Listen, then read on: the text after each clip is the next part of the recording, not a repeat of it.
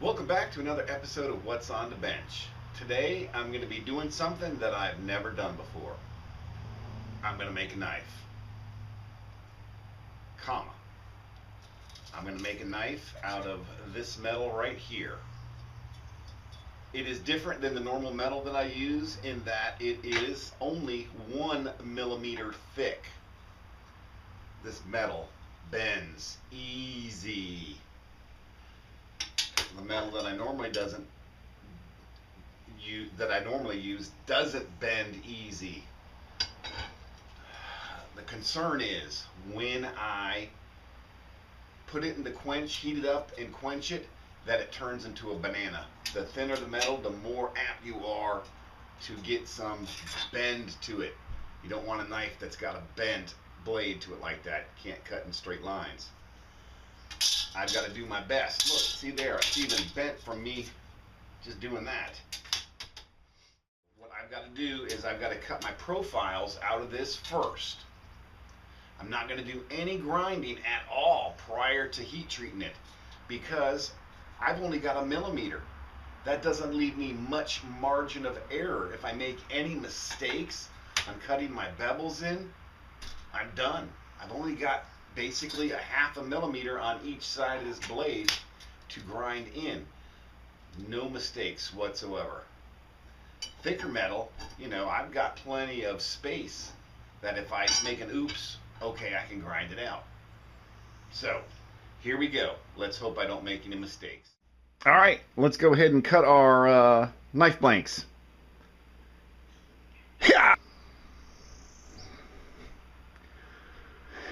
Here we go. 2 knife blanks, paring knives for the 2 kitchen sets I'm making right now. What I'm going to do different again, like I said, is I'm going to do no pre-grinding on either side because I've got so little margin for error. I don't want to screw it up prior to heat treat. So these are actually going to go into the heat treating oven right now. Let's go out to the forge.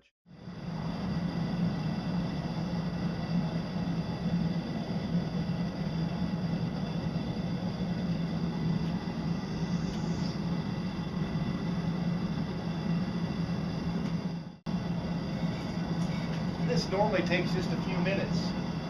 With this thinner metal, I don't know how long it's going to take.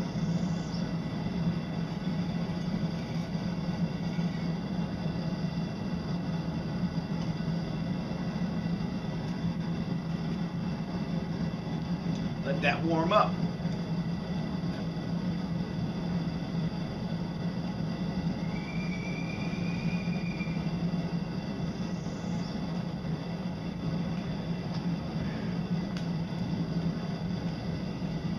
Safety.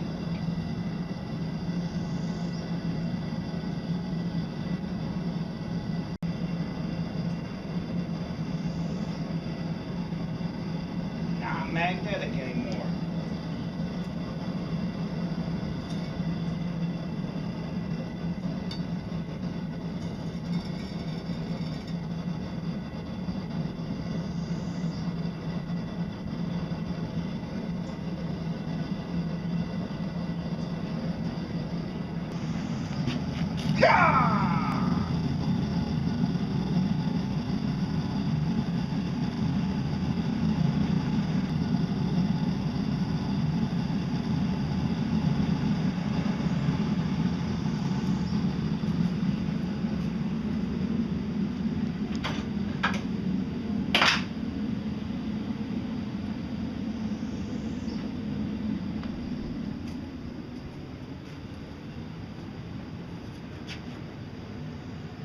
And it looks straight. Let's hope it stays straight while it cools off. All right, I just got one of my knives out of the vise. It stayed perfectly true straight. You can see it's all black now from being in the forge. It's got forge scale all over it. Now let's see if it's hard. What I'll do, here's an unhardened piece of metal right here. Listen carefully.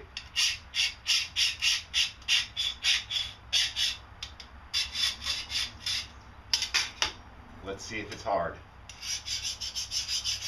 Can you hear the subtle difference? It's hard. Good to go. I know that my heat treat was good. Day 2 of the knife builds. Well, just like I suspected yesterday. Remember how I said I'm working with such thin metal that it's going to warp? Well, this one picked up a warp. Whoop. Not quite that bad, but bad enough. Whoop. I'll fix it. Wait, no, it's still crooked. Yeah, still crooked. I had to make another one. So that's what I did. Start over, reshape it, reprofile it. Now this one's going in the heat treat. Keep your fingers crossed. I've only got one more sheet of metal that's this thin left. So if this one turns into a banana, then we've got to think about something else to build.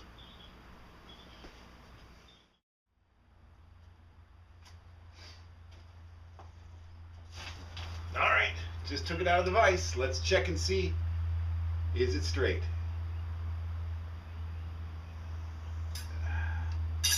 Does the knife spin in circles? No. Does it wobble? No. We can live with that. Is it hard?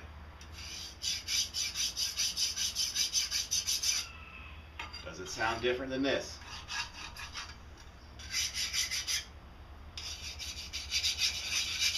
It's hard. Alright, so I did not make a huge mistake. I've got my second knife hardened. Now I need to temper it. And then we're good to go. Rewind.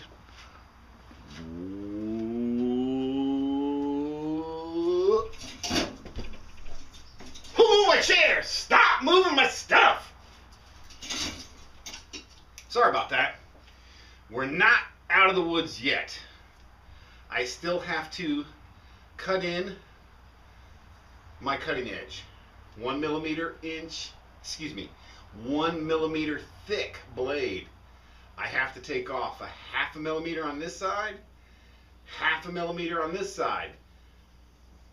Sand them down perfectly so they meet in the middle. Once we do that, we're pretty much out of the woods. Then it's just acid etching and attaching the handle. Like I said, I don't got any more metal. Let's keep our fingers crossed and see how we come out. Let's go out to the sanding machine, do some sanding.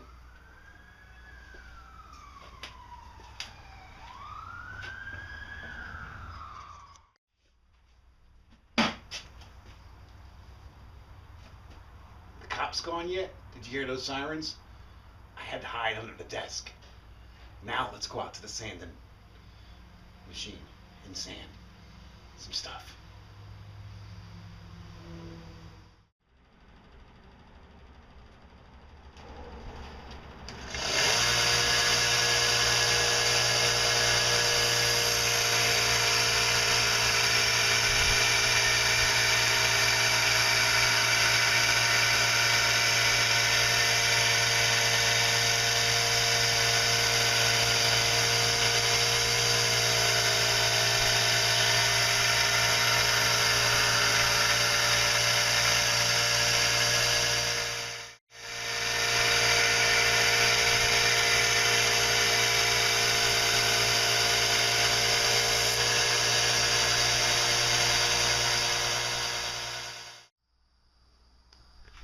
Do a little bit of hand sanding. I'm not going to polish the knife to glass, but I want to try to get out just a few more scratches before I start to acid etch it. So we'll go over it with 600 grit paper a little bit. Make some cross hatches on my up and down strokes from the belt sander.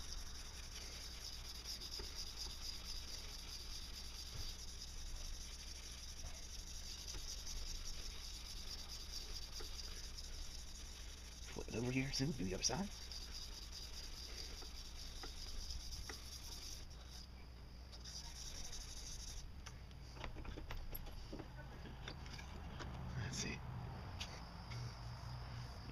I don't want to do too much more than that because I don't want it to be polished. Let me just do this side a little bit. All right.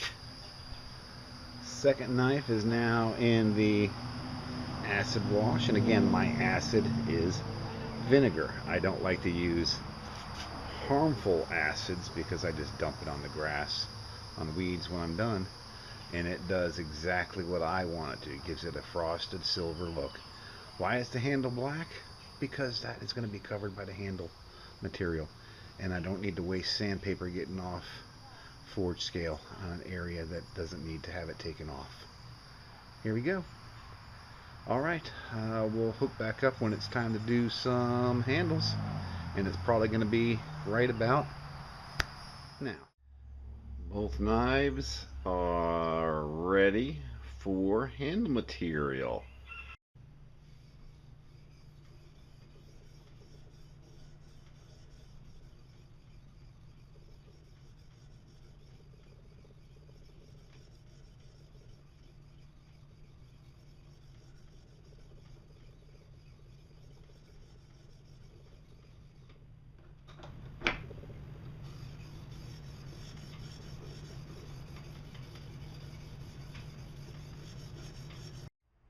Alright, it's time to sharpness test the two new paring knives. Got one in Dreamsicle and the other one in a Pearly Avocado. So let's see if they'll slice a water bottle.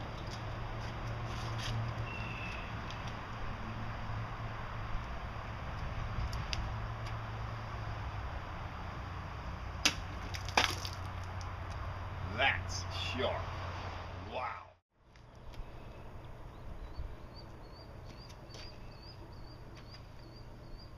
And you can leave the bottle bases on top of the thing.